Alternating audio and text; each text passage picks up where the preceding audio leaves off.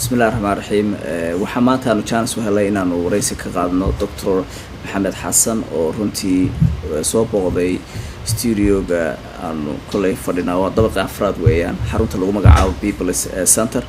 أو رنتي قابل سن سومالي بدنا كداويس عذر كان هباتايتسكا مركها وحان دون إن أنا بلدور سؤال ودور دكتور كان كوي دين عذر كان لفهانتي سومالي ذا لو يقانو عقار شو أما لو يقانو جونس siyaabaha ugu badan yahay iyo sida loo daaweeyo iyo markaasi baaritaanada nooca ah taasoo aan doonaynaa maanta bal dhowr su'aaladood aan dhakhtarka weydiino marka dhakhtar maxamed xasan ku soo dhawow doctor maxamed xasan waxa laga yaabaa Soomaalida inay dad badan is arkin marka bal xoogaa taariikhdaada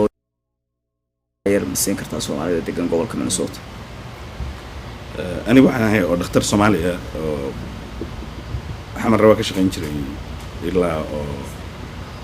86 although دكا مقنع جامعة الصومالية أنا كشغل جري كبعد الثاني كان شوقي مدة بدن كوسمي تببر أو جاسترنترولوجي وحلي هذا دبيت واحد من المراكن كا مش هسون تببر كلا كوسي سمعنا ولا هذا residency fellowship يو ما هي ده رضا بيركون يجونا كوسمي advanced fellowship مكان جامعة ده مينيسوتا qaybta medicine ayaa waxaan kusoo darsamay oo 2004 aad baa masantahay doctor Maxamed Xasan xoogaa yar waxaad nooga sheegtaa cudurkan cagaarshowga ama cudurkan Johnska loo yaqaano xagee buu ku dhacaa sidee buu qofka ugu fidi karaa cagaarshowga wax weeyaan waa noocyada badan marka kuwan hepatitis kan lagu yiraahdo afka Ingiriisiga ABC da ayaa la siiyaa waxa weeyaan A iyo B C D E ayuu leeyahay alphabet kala raaciyay kuwa oo Soomaalida oo si aad u khuseeya oo cudurrada raaga keeni kara oo beerka waxa weeyaan waa B da iyo C da D da kala yiraahdana B da ayuu la socdaa hadii goor maxay ahayd marka oo biida hadaynu soo qaadano oo ummadda Soomaalida xoog u fara badan waxa laga sameeyay shaqooyin fara badan ayaa laga sameeyay research-ka oo laga sameeyay biida waxa weeyaan hadii aad fiirisid dadka oo dhigooda ku jiro isaga oo xanuun ku keenaya waa ilaa 12-16% Soomaalida dadka oo adult-ka oo ama maxay ahayd oo dadka waaweyn sida number ahaan waa ka yar yahay waxa weeyaan oo shaqo oo halkan laga sameeyay people center kan oo 400 qof oo laga fiiriyay 7% ayuu ahaa laakiin caadi ahaan marka shaqooyin kale oo Canada iyo laga sameeyay iyo maxay ahayd iyo wadankaba numberku inta waa ka hooseeya waxay noqon kartaa ilaa oo 3% ilaa 4 oo hepatitis C ga laakiin inkastoo hepatitis B uu ka badan yahay number ahaan dadka qaba hepatitis C gu waa ka dib badan yahay waayo wuxuu uga dib badan yahay hadii la yiraahdo 3 ama 4% way qabaan 4taas way bukaan maaynayo point-kaas inay wali xoog caday waxaan u jeedaa way bukaan beerkay ka jirayna haddaan raahdo 12% bay qabaan ama 16 baa qaba oo hepatitis B gana badidoodu dhiiga ayay ku sidaan cudurka laakiin beerkoodu inuu caafimaad qaba suurtooda waa bukaan sidee bukaan sida waaye marka beerkoodu ma buko waxa ku badan laakiin iyaga kansarka oo beerka ama maxay ahayd hepatoma waxa la yiraahdo mugti kansarka beerka wuxuu ugu badan yahay dadkaasi waxa weeye viruska oo keena hepatitis B ga wuxuu keena kansar marka waana ogtiin Soomaali badan oo qof walba waxa weyn qof yaqaan Soomaaliya waxa jira oo cagaarshow qaba ama xataa kansar oo beerku ku dhacay laakiin marka aan soo akhriyay hepatitis B ga waxaan ku arkay dadkan inay alcoholka ay aad u yiraahdaan laakiin Soomaalidana badanaa alcohol ma cabto marka sababaha Soomaalidu ugu badan yahay waan garan waayay okay muxuu ahaa oo cagaarshowga labadaba B ama C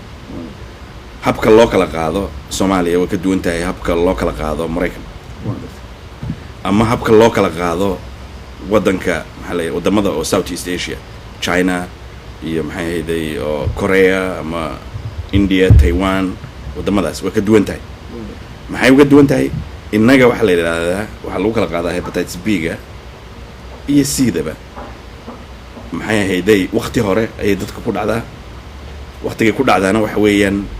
waqtiyada oo aynu sameeyno waxyaalo kala duwan ku sameeyna caruurteena waxa kamid ah gudniinka waxaan sameeynaa hal xaafad caruurtooda hal mar baa la isla gudaa hal qof baana guda moogtay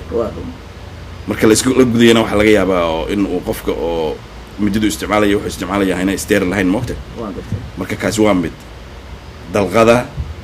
sariinka waxa weeyaan maxaan ku sheegayo kale oo xuqadaha waxay yiraahdaan oo la iska gooyo kuwaas oo dhan waxa weeyaan waxay keeni karaan maxay ahayd oo isku gudbin cagashowga oo xagga dhiiga intaa waxa ka sii daran waxaa jira oo farmasiyada la isku daro moogtay oo dawooyinka laga qaato waa ogtahay Soomaaliya marka oo farmasigu qofku tagay mas'uuliyad waxaan rabaa hal oo irbad in lagu daro moogtay oo penicillin ama wax kale ama strepto hal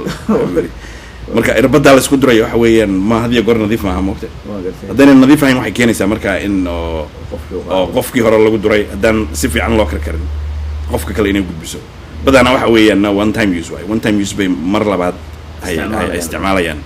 marka waxa weeyaan baahidii waa iska badan marka fidinta noocaas oo hepatitis B-ga iyo C-da labadaba waxaa loo yaqaanaa early horizontal transmission waxaa jira laakiin percentage oo hooyada hadday qabto ay u gudbin karto cunuga yar marka uu dhasho laakiin taasi waxay xoog muhiim ugu tahay maxay ahayd dadka oo Southeast Asia ama China Taiwan Hong Kong wadamada dadka degan ay ku badan tahay early vertical transmission baa la yiraahdaa ama waa isku gudbin hooyo ilaa cunugeeda waxaa jirta qayb kale oo aan ka akhriyay oo ah iyada laftigeeda dhinaca galmoodka inay isku gudbin karaan cudurkan hepatitis cagaarshowga good arrintaas waa arrin muhiim ah weey labada cagaarshowga kala duwan yihiin marka loo fiiriyo arrintaasi moogtay in oo waxaan la yiraahdaa sexual transmission inay sameeyaan iyo kale cagaarshowga B-da waa loo gudbin karaa waa lagu kala gudbin karaa maxay ahayd oo isu tegidda ninka iyo naagta waxaana jirta oo beberan ka sameynay oo maxay ahayd oo maxaa la yiraahdaa oo village oo ku taala Soomaaliya oo Xamar South ka xigta 89 I think oo la publish garay marka transmissionka ama isku gudbinta oo isu tegidda ninka iyo naagta B-da waa muhiim waay waana dhacaa marka haddii uu ninku qabo markuu gabadh guursanayo gabadha inuu tasgirayaa fiican dibata la talaala waayo talaal baa jira meesha B-da C-da laakiin gudbintiisa xagga oo maxaa la yidhahdaa oo galmadu ma badna inkastoo ay suurtagal tahay laakiin sida B-da maaha